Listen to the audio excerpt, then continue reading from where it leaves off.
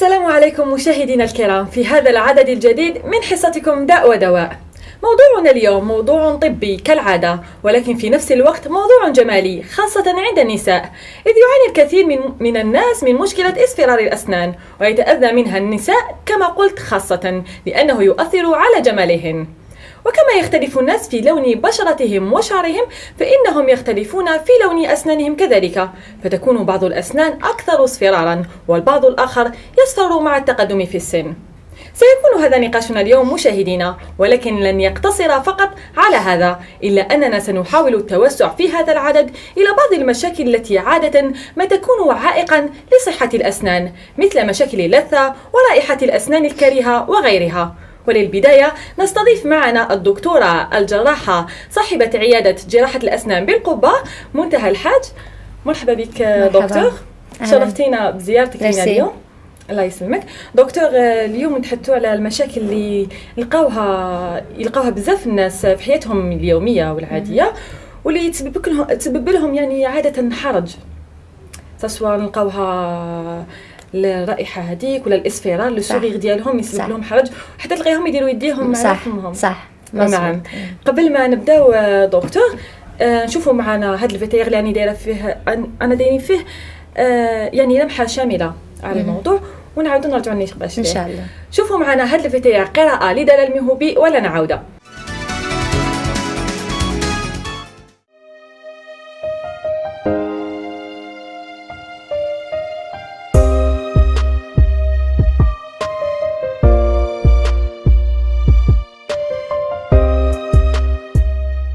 عندما يتعلق الأمر بمشاكل الأسنان البسيطة مثل تصدع السن أو إصابته، فمن السهل تحديدها، وفي كل من هذه الحالات من الأفضل الحفاظ على رطوبة الأسنان، حيث أن الأسنان يمكن في بعض الأحيان حفظها. أما مشاكل الأسنان الأخرى فإنها ليست سهلة التحديد، ولكن إذا كنت تشعر بألم عند تناول السوائل أو الأطعمة الباردة، فإن هذا الأمر قد يكون راجعاً إلى تجويف في السن، إما وجود احمرار أو تورم حول الأسنان أو الوجه، فقد يكون علامة على وجود خراج أو عدوى.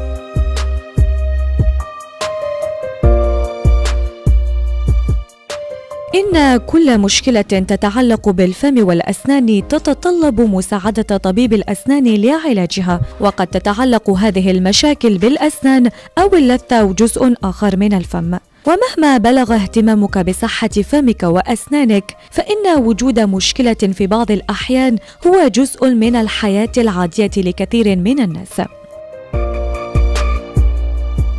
وتختلف المشاكل التي قد تتطلب اللجوء إلى طبيب الأسنان على نطاق واسع، حيث تتراوح بين الأسنان المفقودة والإصابة بمرض من أمراض اللثة، والتي تحدث بشكل تدريجي وتبدأ عادة بالتهاب اللثة،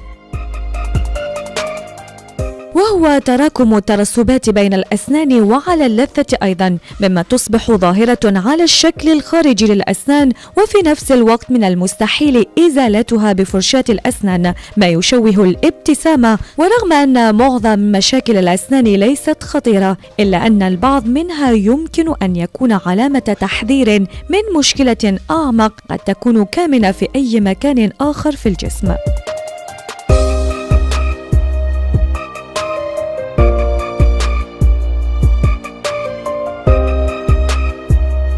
فالكثير من يعاني من رائحة الفم الكريهة، والتي هي ظاهرة من الظواهر المنتشرة عند الكثير من الناس، نتيجة لوجود عدة مشاكل في اللثة أو لعدم الاهتمام الدائم بنظافة الأسنان أو مشكل في المعدة.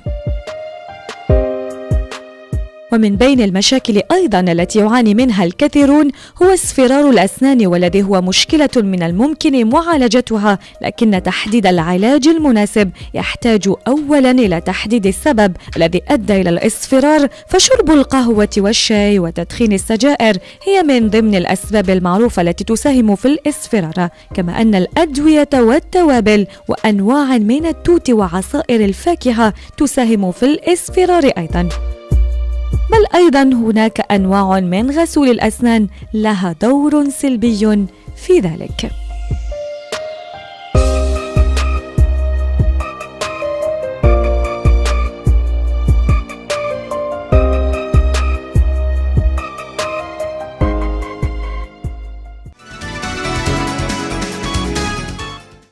كما شفنا معنا دكتور، كاين بزاف اسباب تؤدي الى اصفرار الاسنان. يعني نقولوا من الاسباب البسيطه ديالها كاين الشاي، كاين القهوه، كاين يعني كل سائل فيه الوان.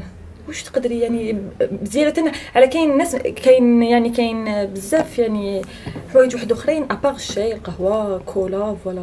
مزبوط. هلا بوغ لي زاليمون، الاكل ياكلوا الانسان، سوائل او مواد طريه او صلبه فيها تلون الاسنان تاع الانسان. اكثر شيء اكدوا عليه الكوكا كولا، تو سامبلومون لانه فيها ان اسيد. على فكره سي با لا كولا، الكوكا كولا اللي تلون السن، لا، الكوكا كولا فيها ان اسيد يسفيكس على سطح السن، سطح ليماي، المينا تاع الاسنان، بياكل من السن. فبدل ما يصير يضل سطح السن ليس، بيصير غوغو. فأي شيء بعدين ملون يستثبت على السن، وهذا اللي يلون السن. أكيد الشاي مثلا، لو كافي، حتى أوقات دي فروي، دي فروي مثل ما بيلونوا ثياب الانسان، مثل ما مثلا جربي كيري رمان بوكو وزالي ريماركي. الوغ سي اون دي با انه المفروض توقفي اكل هول الاشياء، مثلا توقفوا لو كافي او بس الواحد يل نيتوا بيان سيدا مثلا. يعني شوفوا انهم كيما لي فروي فيهم فوائد، ولكن يعني لا، هلا كل شيء زاد عن حده كمان يضر الانسان.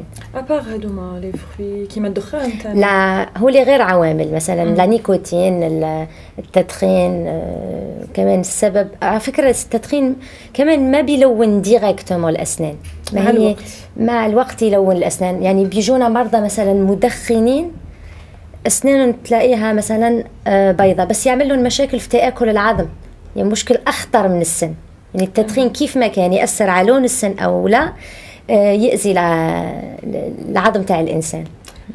كاين تاني كاين ابار هادوما العوامل التدخين. لا، في عوامل داخليه، وهي العوامل، لان العوامل الخارجيه الانسان فيه يتجنبها.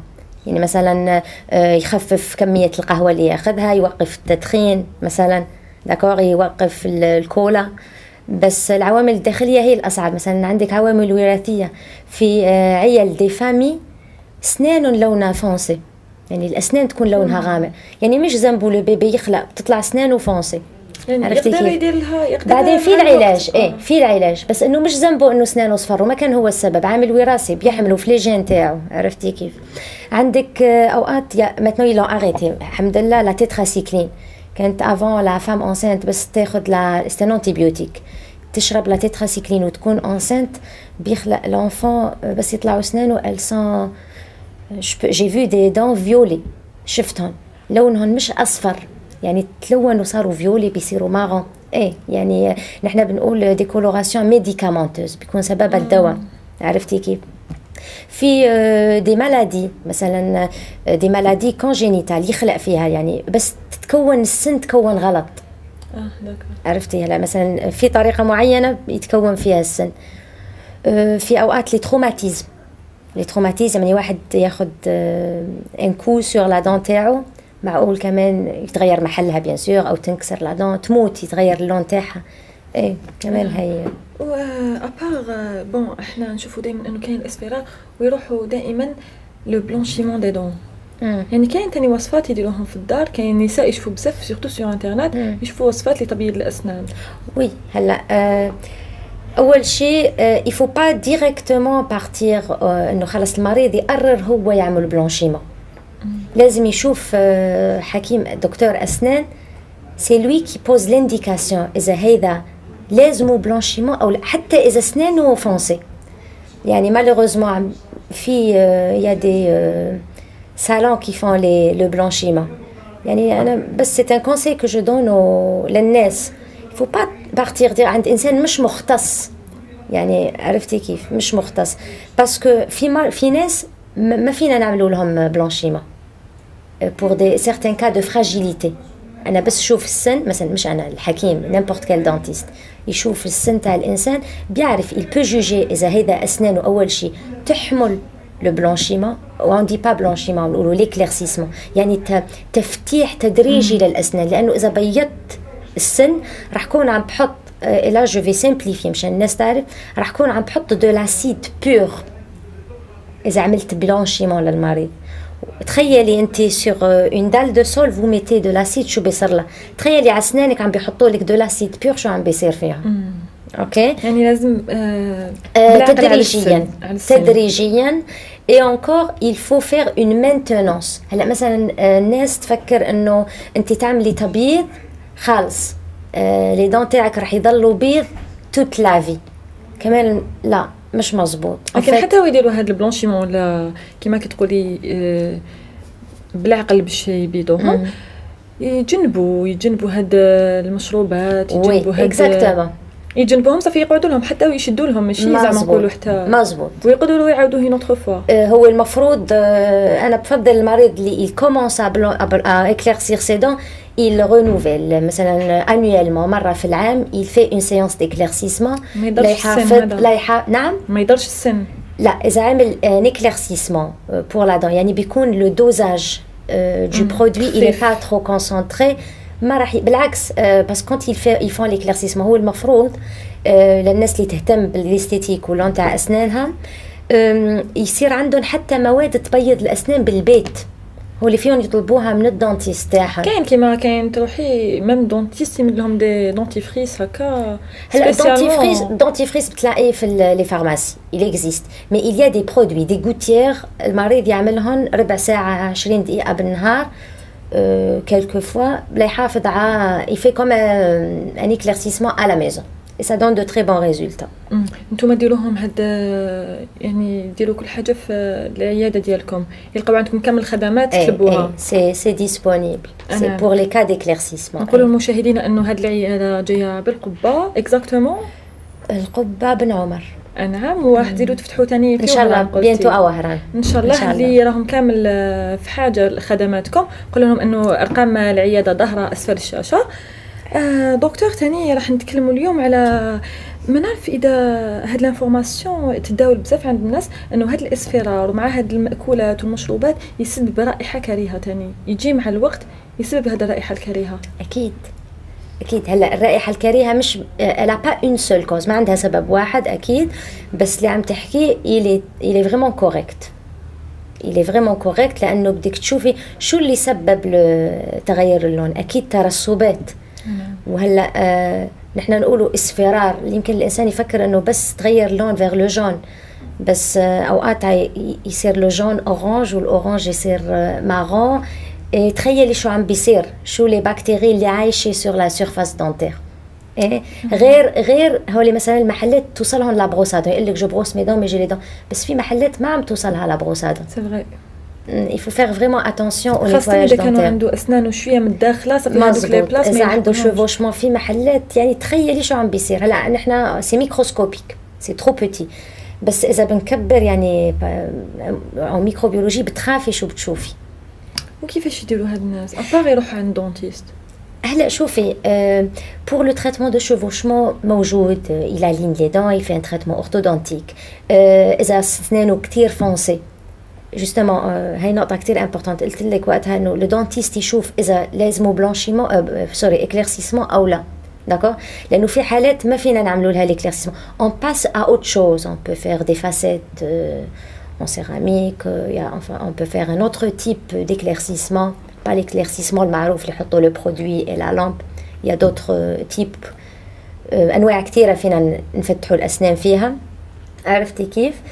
هلا اذا اسنانه فيهم شوفوشمون بده يزبط اسنانه فوالا هذا واش كنت حنقول لك. اذا كان عنده يعني هاد الترسبات بزاف لازم ينظفهم قبل ما يلحق ليكليرسيسمون. يعني انا مثلا يجيك يا ان باسيون اخر شيء تعملي ليكليرسيسمون لازم تكوني شلتي لو تارتر لا بلاك دونتير الكلس اللي يتجمع، لانه هذا يأذي السن ويأذي العظم وينزل لا جانسيف. يقول لك في ناس يقول لك نزلت لا جانسيف تاعي، صار سن كبير، اون فوا دو لا راسين. هايتي كمان تري امبورطون، il faut faire les soins، لانه بس يكون في حفره بالسن الانسان عم بياكل même s'il brosse des dents, il y a des trous où الأكل يضل. Alors imaginez, il y a une portion de nourriture qui reste 1 jour, 2 jours, 1 semaine. شو راح تكون ريحتها في فم المريض حتى إذا يبروس ses dents. عرفتي؟ Donc on termine les soins, on termine le détartrage et tout. بعدين on fait l'éclaircissement.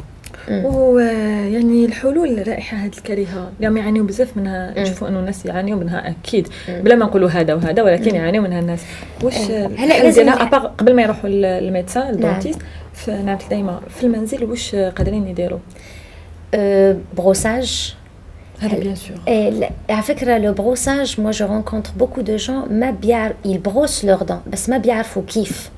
C'est vrai, l'essentiel, يبروسيوهم. في منه يقول لي اوكي je fais rentrer la brosse à dents. طب كيف؟ بس il me montre c'est pas comme ça. Il faut brosser. المريض مضطر الإنسان يعني مضطر ينظف أسنانه من كل الجهات. مش بس الجهة اللي نشوفوها بس نفتحه كمان من داخل سي دي دان. عرفتي كيف؟ وين ناكلوا كمان. Il faut bien brosser.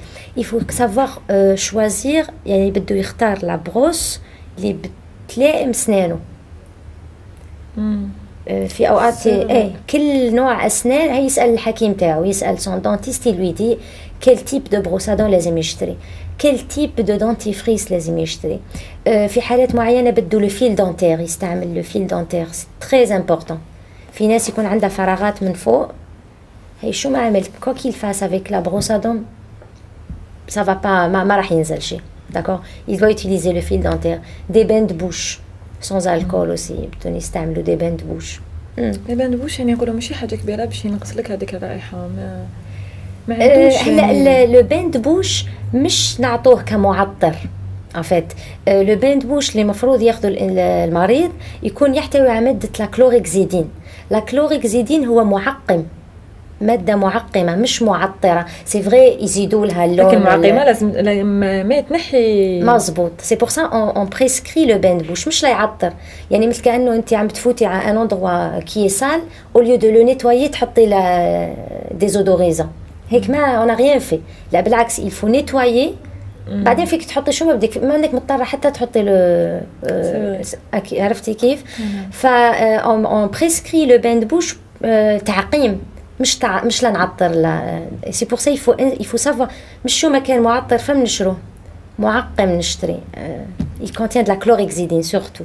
نعم عادة ما نقول لك انه اكيد انه هذا مش اختصاصك على المعده لكن يقولوا انه يجي هذا رائحه ايضا من المعده يكون بروبليم ديستوما اكيد صافي انتم كي يجوا لكم كاين كيفاش تعرفوا باللي يعني بروبليم ديستوما باش تبعتوهم ما كوش حتسبيبيهم انتم كونت اون ريسوا اون بوش سين يعني لازم الحكيم à ce moment-là هون مسؤولية الدانتيست il doit faire un examen vraiment complet dentaire تاع الأسنان وتاع اللثة أوسي لأنه اللثة هي اللي تعطي en général une mauvaise haleine ولازم يشوف كل المناطق لأنه أوقات منطقة واحدة une zone localisée في السن تعطي mauvaise haleine لكل لابوش مش ضروري كل الأسنان تعطي ريحة un endroit يكفي donc إذا شاف إنه كل شيء منيح يقول له للمريض انه يمكن on peut pas donner un diagnostic انه لا مش non يمكن vous avez un problème gastrique il faut voir avec un médecin gastro ويعطيه un autre rendez-vous de contrôle ليشوف شو قال له الجاسترو.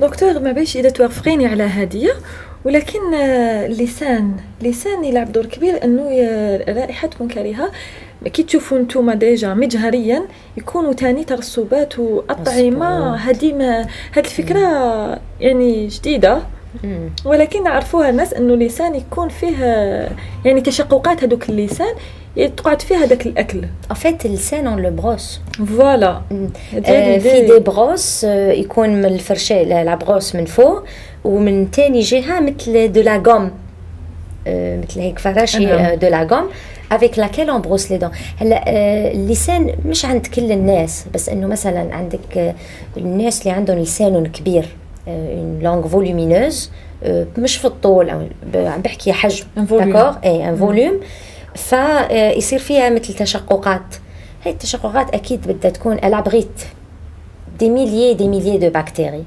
وكمان عندك c'est un très bon point que vous avez abordé اللسان المدخن تتكون عليه اون كوش بلانش غير اللسان تاع الانسان اللي مش مدخن.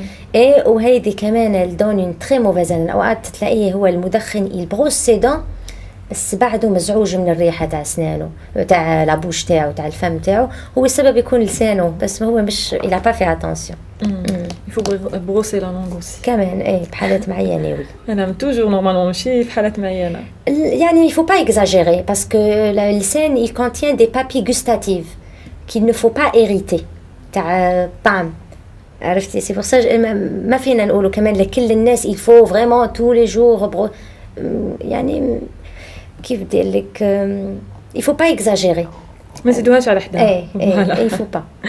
انا دكتور كاين تاني احنا درناها بتسلسل انه اسفر الاسنان والرائحه الكثيره الرائحه الكريهه بلوتو وتاني اللي كامل هادو ما يجوا مع بعضهم. ايضا هاد رائحه ما دير دي بروبليم تاني في اللتا لي بروبليم تاع اللتا اللي نلقاوها كي يكون بروبليم تاع اللتا حتى هو يطلق لك ما بيش واش هو سي ان سيركل فيسيو. بيطلع من الانفلاماسيون دو لا جونسيف موفيز الين ولا موفيز الين بتسبب لنا كذا سبب بيطلع منا اون انفلاماسيون جينجيفال اكيد لانه امراض اللثه يعني توت ان تابلو بس اجرب اختصر لك. بده يتغير حجم اللثه مثلا اذا تغير حجم اللثه بيطلع مثل دي بوش بيتجمع تحتها لي بكتيري لو تارتر الاكل فو بوفي با ايماجيني اللي عم بنشوفه نحن اون فوتو داكور. ف صافي اون موفيز الين تلاقي المريض الحرامي البروس ما عم توصل لبروس هذا ما عم توصل. بينزل دم لا نوي دم عنده ريحه كمان لا جنجيفيت ينزل دم. عندك اوقات مالوغوزمون امراض اللثه وين تصير تعفن اللثه مش بس اذا ما عالجها في اول مراحل تعفن. كمان سادون اوسي سادون دو تري موفيز اودور يعني بس مريض ما ضروري يحكي يعني مشي في مسافتي انا وانتي بس يفتح لابوش تاعه بتوصل لموفيز الين مالوغوزمون. اي هلا في العلاج لكل شيء الحمد لله اكيد. كيما العلاج يعني ابار بون ما قلناش لو بان بوش اون سوليوشن مي العلاج لهذا الرائحه واش لازم ابار قلتي لي دونتيست اللي قلنا وكاين في الدار يديروا دي استوس ما باليش اذا عندك اون ايدي على البيت واش يديروا. هلا شوفي وانتوما ايضا واش ديروا. سكو جو دي توجور للمرضى تاعي و جو بونس كل الحكماء يقولوا لا ميم شوز للمرضى تاعهم انه نحن نعملوا شغلنا بالعياده بس يجي المريض بس اذا ما عمل لا مينتينونس بون مينتينونس المريض بالبيت ما كانه عملنا شيء. والعكس اذا بده يعمل بس ان تريتمون على ميزون كمان سا نو سوفي با. امراض اللثه اوقات بدها ان تريتمون او لازير. On fait une désinfection au laser, ce qui est super actuellement. يعني الحمد لله العلم تطور. Depuis quelques années il y avait pas. حتى الجراحة تاع اللثة اللي نعملوها maintenant ça cicatrise rapidement.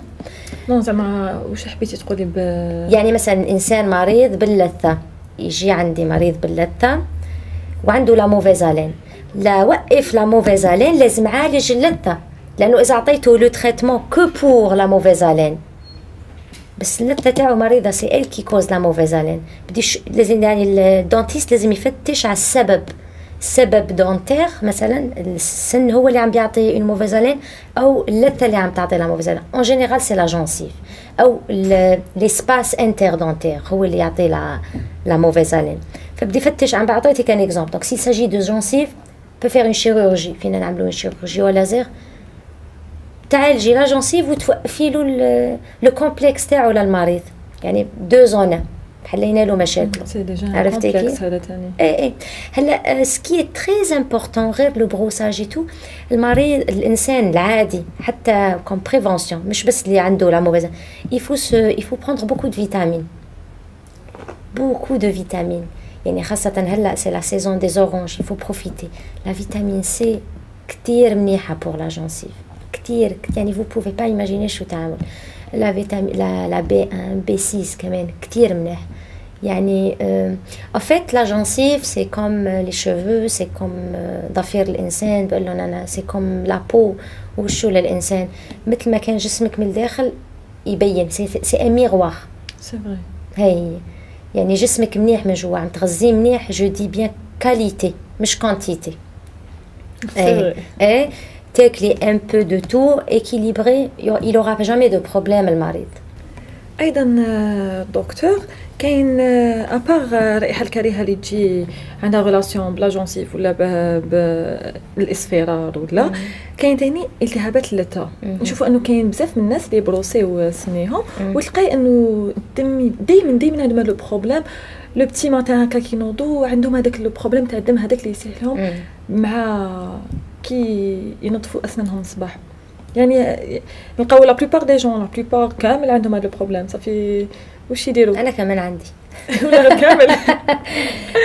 هلا لو سينيومون هو عامل من عوامل التهاب اللثه. يعني المريض بس يجي عند الدانتيست من اول الاسئله اللي يسالها الحكيم اسكو ينزل لك دم quand vous vous réveillez le matin vous trouvez دم sur l'oreiller. il y a des patients يلاقوا دم بالليل يعني ينزل منهم دم. ايه او مثلا au brossage هون on fait la différence. يعني deux maladies différentes. يعني un saignement provoqué par la brosse او لا ما عملتيش تكوني نايمه وينزل لك الدم.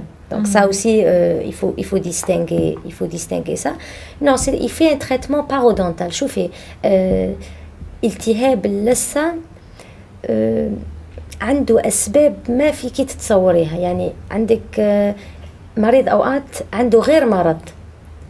Il peut être un diabétique à cause du traitement qu'il est en train de prendre. يصير عنده التهاب في اللثة.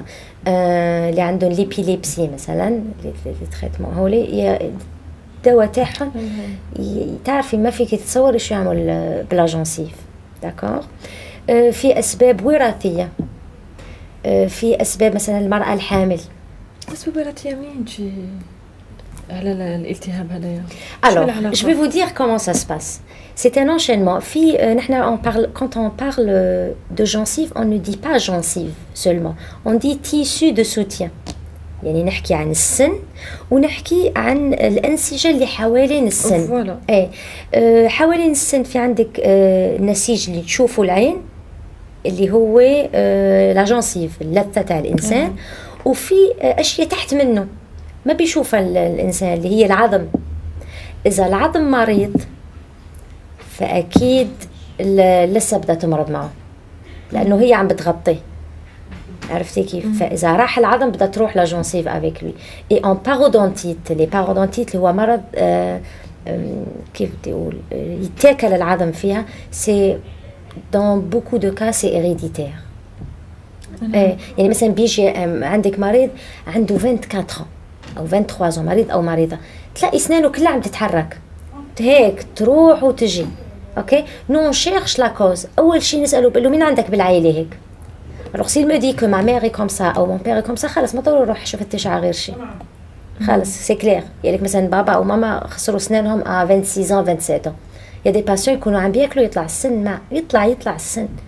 ايه d'accord. فالعظم comment il signale qu'il y a un problème. il faut qu'il y ait des signes gingivaux. عرفتي كيف؟ يعني بده يبان بلا جونسيف. et du coup ça fait une inflammation. يا بالدم يا يتغير حجم اللثة مثلا يزيد او ينقص. كاين تلقاهم بزاف منتفخين. مزبوط. هاي المنتفخين اوقات يكون في نوعين كمان من لا جونسيف alors ou bien هي ذاتها لا جونسيف يزيد حجمها يعني تنتفخ او يزيد التركيب تاعها. يعني لو كور برودوي انكور بلوس دو جونسيف.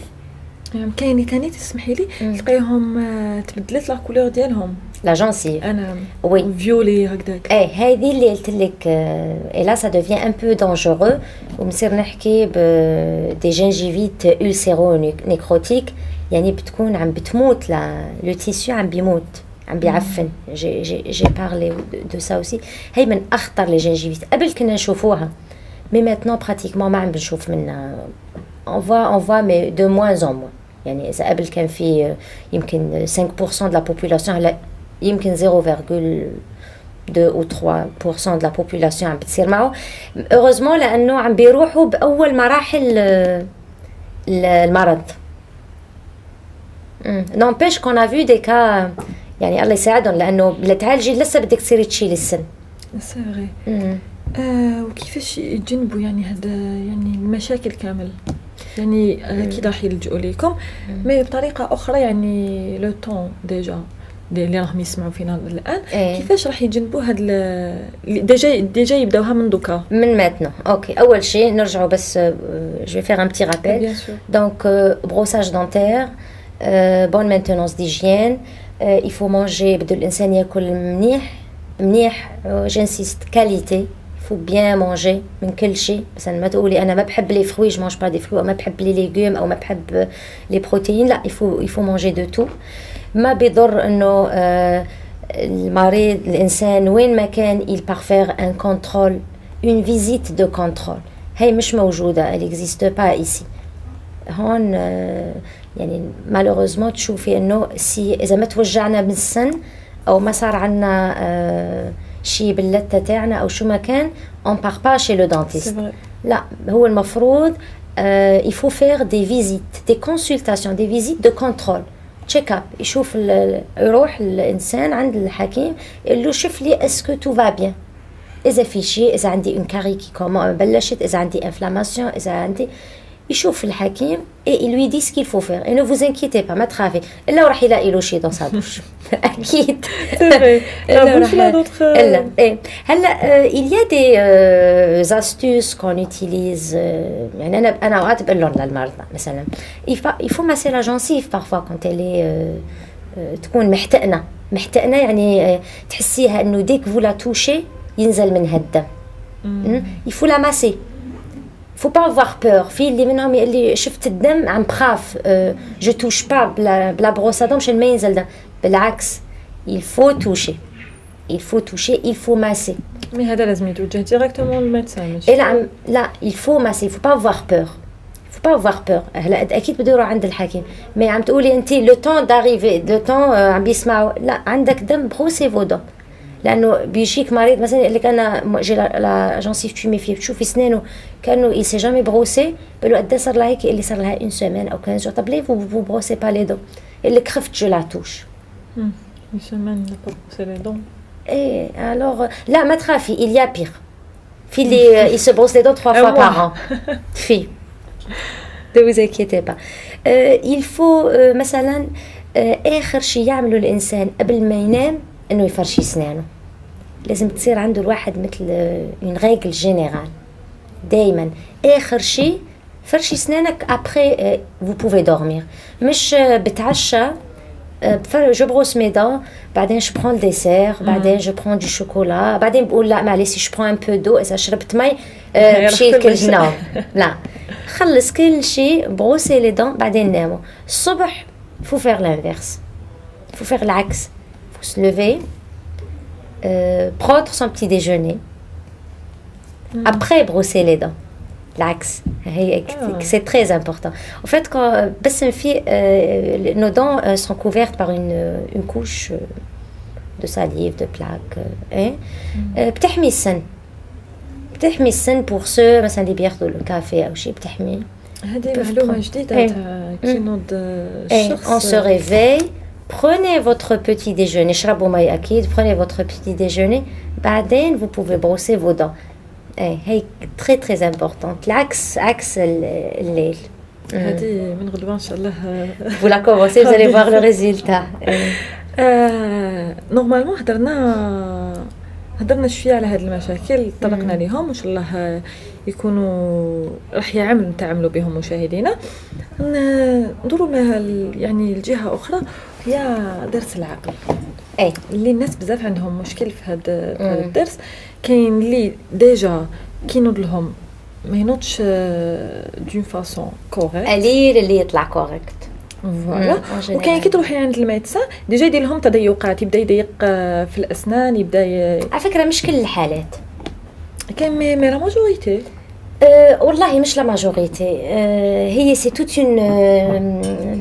اون سيونس. هلا بجرب لك اياها. داكور. ايه واش كنت حنقول لك برك ان تروك يطلع بون مالك كمليتي راح لي ليدي لو طون يطلع. لا مش مشكل. هلا في كتير ناس يفكروا اي جو اون لونتون سوفون ان مومون واحد يصدق انه صح مزبوط. ايه en fait c'est ce que je croyais لا فتت درست chirurgie dentaire لا عرفت انه لا c'est pas vrai. تسمعي انه وي il avait des jolies dents او كان عندها كمان هي des jolies dents بس بلشوا يطلعوا اسنان ضرس العقل اسنانها خربوا. Oui, alors je croyais cette idée. Alors que c'est pas vrai. لأنه بتقويم الأسنان هي ضرس العقل إذا عنده محل في الفك تاع الإنسان أو لا، هو المختص بالتقويم، مش un autre dentiste اللي فيه يقرر، مش un autre spécialiste pour être plus précis. هو le spécialiste تاع التقويم اللي هو تاع l'ODF، هو اللي بيقرر اسكو هيدا السن راح يسبب ان شيفوشمون او لا. لانه في ان شيفوشمون اللي ما بيحكوا عنه الناس الاسنان الاماميه بس، يعني الشيفوشمون هذا تاع قدام il a pas une relation toujours directe مع الاسنان les dents latéraux ou la dent de sagesse. ما كاش فهمتي علي؟ à peu près oui. سي ان بو ديليكا على فكره، سي ان بو ديليكا بس مش كل شوفوشمون. شو قلتي انت بالعربي كان وقتها؟ اسنان شو هي متراكبه ما بتذكر، بس انه ان شوفوشمون اسنان مش سون با اليني. السبب تاعو les dents de sagesse. C'est dans la majorité des cas c'est héréditaire aussi. ايه سي هيريديتير. بتلاقي دي بيرسون كي اون ان شيفوشمون وشايلين له ضرس العقل قبل ما يطلع. يعني سمحي لي اللي راحت لي كو تروحي عند دونتيست يقول لك ماشي مليح تنحيه ديجا بور ضرس العقل هذا ماشي مليح تنحيه. وكاين ثاني يعني يقول انه ضرس العقل هو يتسوس يعني من بين الاسنان سريع تلف، يعني سريع التسوس قبل. اوكي راح ارد عليكي بور لي دو كيستيون. هلا اول شيء ضرس العقل بس تنعمل لا راديو اذا كان طالع دون سون اكس et il ne dérange aucune dent des dents résiduelles on peut le garder. يعني هي كيف بدي اقول لك c'est un cas idéal يكون المريض عنده الفك تاعو كبير يساع كل الاسنان. on le voit rarement إنسان عنده كل أسنانه وراح يطلع دون ساجيس وما راح يزعج سن، يعني il y a de la place.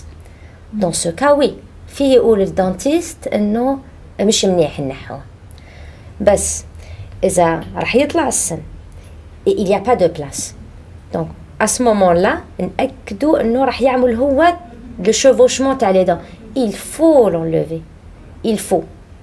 l'enlever هي أول شيء. لانه ما جربي فكري سبب منيح نخلو فيه السن مش موجود، ما في. دوزيام شوز اذا السن ضرس العقل طالع مش مش دون لاكس تاعو، طالع اعوج هيك، فنون سولمون يفا فيغ مال او باسيون. كاين ديجا الاسنان يكونوا هكا هو يطلع هذا هي ماشي يعني يكون اوبليك il peut être horizontal فيه يكون هيك.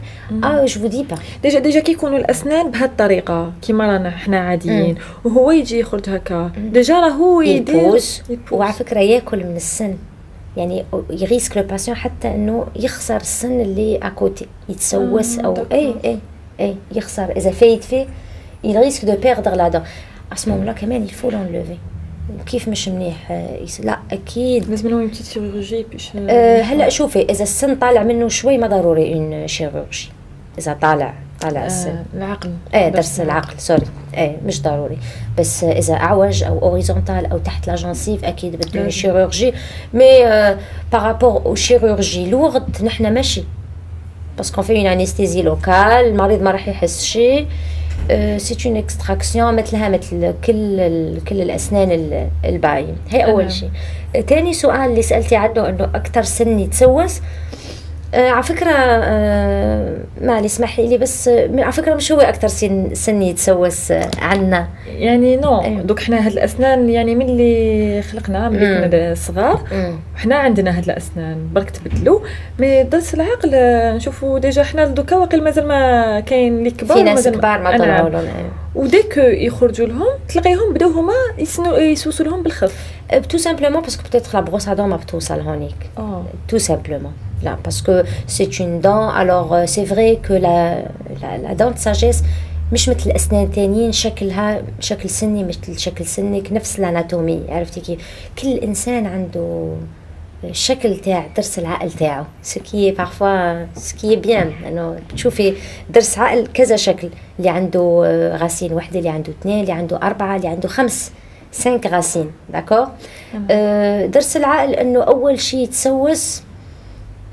Je pense que non, je suis presque sûre que c'est à cause de la brosse à dents اللي ما بتوصل، بس تكوينه مثل كل الأسنان. بالعكس أول سن يطلع، أول سن بيرمانو يطلع بتم الإنسان هو la dent de 6 ans، la molaire de 6 ans. وهي أكثر سن يخسرون الناس، لأنه تخيلي أنت من عمر 6 سنين يعني يطلعوا قبل هو الأسنان. في درس هون يطلع 6 سنين، الولد يكون صغير. دونك لي بارون ما بيهتموا كتير، يفكروها اون دون دو لي ويشوفوها عم تتسوس يلاس يقول لك راح يبدل سنه، بس هي سي اون دون بيرمانونت اي il finit par la perdre. كتير ناس لا دون دو 6 ans ils l'ont pas او بيخسروها، لانه اكثر سن يتسوس هي لا بروميير مولير. نعم. وثاني درس العقل يعني نشوفوا انه كاين يعني دي جون في كبار ويكون مازال ما خرج لهم، سورتو لي جون في ناس اصلا ما يلون با. يعني انا بقول لهم parfois vous avez de la chance انه ما عندكم اي شيرورجي دو موا. عرفتي كيف؟ هلا شوفي درس العقل سي نحن دونتير اون دي سي دي دون دو فين دو سيري، يعني تكمله. ايه عندنا الاسنان الاماميه، بعدين عندك لي بريمولير، بعدين عندك الضرس الاول والثاني، وبعدين يجي ضرس العقل اللي هو الثالث. نحن نتعامل معه اوقات كوم اون دون اوبسيونيل، سي اون اوبسيون. عرفتي كيف؟ هلا محظوظين الناس اللي ما عندهم في شغله، وفي ناس عندهم محظوظين يعني انه ما عندهم كيف اسنان اخرى. لا سي اون دون اذا تسوست كتير صعب الحكيم يوصلها، لاكسي تري ديفيسيل. سي اون دون باغلب الحالات ما تطلعش فلاكس تاعها، يعني راح تسبب مشاكل اكثر ما انه تفيد الانسان. لا بفضل المريض يحافظ على اسنانه نظاف مناح سن، وبل ما يكون عنده اون دون ساجيس. Combien de personnes vous connaissez chez الضرس العقل؟ تقريبا كلهم. سي فري. كامل ينصحوهم il faut enlever، مش il faut بس اوقات dans certains cas il est préférable واحد يستغني عن ضرس العقل تاعو. هلا عم تقولي لي يا دي جون ناس كبار طلعوا لهم الاسنان، ناس صغار طلعوا لهم ضرس العقل. ضرس العقل يتكون بعمر معين عند الانسان. في ناس يطلع عندهم 16، في ناس يطلع عندهم 20، في ناس 30 يجوا عندك 30 بعد ما طلع لهم اذا عندهم. داكور. شو الاسباب؟ او بيان يا كيك شوز كي لو بلوك ما عم بينزل، مي سي سي اسيمبتوماتيك يعني المريض ما عم بيحس لا بوجع ولا بشيء، اون ليس ليه بدي اروح فتش على المشاكل وافتح المريض طون كي لا با مال. عرفتي كيف؟ بس سي كومونس ينتفخ مثلا او سلوي في دي زيبيزود انفلاماتوار تو، بهيك حالات ايه نفتح، مي سينو اون ليس ضرس العقل. هلا لو فينومين ديروبسيون لهلا فيه كذا تيوري او كذا هيبوثيز. Je parle des universités américaines, françaises, à London aussi. كل مدرسة عطت كيف بدي اقول لك افتراضيه الشيء اللي يخلي السن يطلع. لهلا بعد ما اتفقوا، يعني يا لا كيستيون كي سوبوز مش بس على ضرس العقل، كي سوبوز ليه انا ابني طلع اول سن تاعه 6 موا، وابن جارتي طلع السن تاعو 12 موا اول سن. لو فينومين شو الشيء اللي يخلي السن يطلع، ما حدا من بعد ما اتفقوا على شيء معين. في منه يقول لك لو كونتاكت، اذا بتشغلي سي فو ستيمولي لا سيرفاس السن يطلع، يعني بتصير مشان هيك في منهم يقول لك اون دون العضاضه لونفون مشان يطلع السن. مي سي با بروفي. هلا سي فري هي بتحفل له لا جانسيف، بتحفها ليطلع السن. باغاي بور لا دون ساجيس، يعني سي سيت هيبوتيز، اذا بدنا نتبع هي الهيبوتيز، اذا بده يعد على هي الجهه مثلا المريض وين عنده ضرس العقل، يمكن يطلع الضرس تاعو اسرع من الثانيه. في اون اوتر هيبوتيز اللي تقول لك لا سي لا ماتوراسيون دو لا راسين، بس لانه السن بيكون موجود بس الجذر تاعو اسكي لي ماتور او لا. هذا الشيء كمان يخلي لا دون ساجيس تطلع. فمش معروف لا هلا لليوم شو الشيء اللي يخلي السن يطلع او لا. كمان لا كرواسونس، في منهم ايزون ليي سا على كرواسونس. في ناس يكون عندها معدل النمو تاعها كتير سريع، بتطول بسرعه، البلوغ يكون عندهم بسرعه، دونك كل شيء يصير عندهم بسرعه. وفي ناس بتلاقيهم بطيئين فكمان يتاخر عندهم ضرس العقل. فاي وحده هلا كل شخص في يصدق اللي عجبته. كل واحد اللي تشوف ساعدوه. مزبوط، بعد ما اتفقوا بعد عائل. نعم. احنا ان شاء الله نكونوا لمينا يعني سورتو تاع ضرس العقل، وتاني نقولوا للمشاهدين انه عندنا اعداد اخرى راح تكوني حاضره معنا، وراح نلبوا لهم اذا كانوا عندهم طلبات، راح يتصلوا ارقام العياده ولا ارقام القناه. ان شاء الله انتم تكونوا مشاهدينا استفدتوا منها. شكرك دكتور، ميرسي، يعطيك الصحه على الحضور ديالك. يعطيكم الصحه مشاهدينا على المتابعه ديالكم. نتلاقاو ان شاء الله في اعداد اخرى. الى اللقاء.